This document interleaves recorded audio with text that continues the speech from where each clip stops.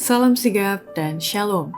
Renungan kita pada hari ini, Selasa 30 November 2021, berjudul Kita Menjadi Seperti Dia. Ayat intinya terdapat di dalam Yohanes 17 ayat 24. Ya Bapa, aku mau supaya dimanapun aku berada, mereka juga berada bersama-sama dengan aku. Mereka yang telah Engkau berikan kepadaku, agar mereka memandang kemuliaanku yang telah Engkau berikan kepadaku, sebab Engkau telah mengasihi aku sebelum dunia dijadikan. Pena Inspirasi menuliskan yang dimaksud dengan judul renungan kita pagi ini, Kita Menjadi Seperti Dia, sebagai petunjuk bagi kita membuat kemajuan yang tetap dengan Allah adalah sebagai berikut. Pertama, syarat untuk kita bisa menjadi seperti Dia, bila mana memenuhi tuntutannya yang berbeda dari dunia, dalam kebiasaan dan dalam adat dan prinsip.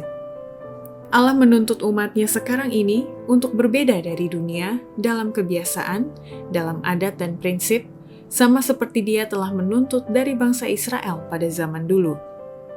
Kedua, syarat untuk kita bisa menjadi seperti Dia, bila mana maksud dan tujuan hidup kita meniru Kristus dalam sifat-sifat kita sehari-hari.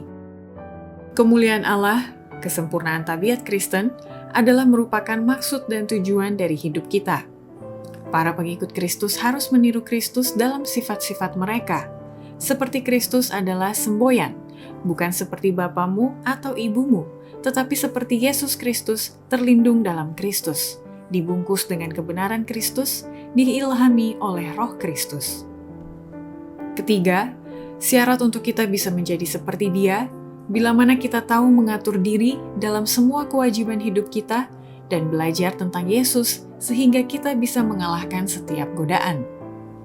Orang-orang yang menyerahkan sepenuhnya kepada Allah dan yang memakai firman-Nya sebagai pedoman, niscaya tahu mengatur diri dalam semua kewajiban hidup mereka akan belajar tentang Yesus yang lemah lembut dan rendah hati serta memupuk kelembutan hati yang seperti Kristus itu. Sudah pasti mereka menutup pintu bagi segala macam penggodaan yang tidak terhitung banyak itu.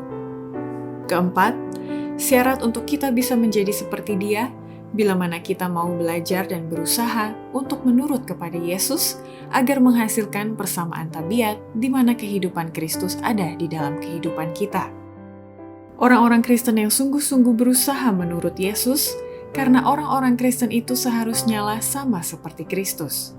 Adalah sangat penting mempunyai pengertian yang tepat tentang kehidupan Kristus, sifat-sifat Kristus, sehingga prinsip-prinsip kehidupannya boleh menghasilkan persamaan kehidupan Kristus di dalam kehidupan kita. Demikianlah renungan kita pada hari ini, kiranya Tuhan memberkati kita semua.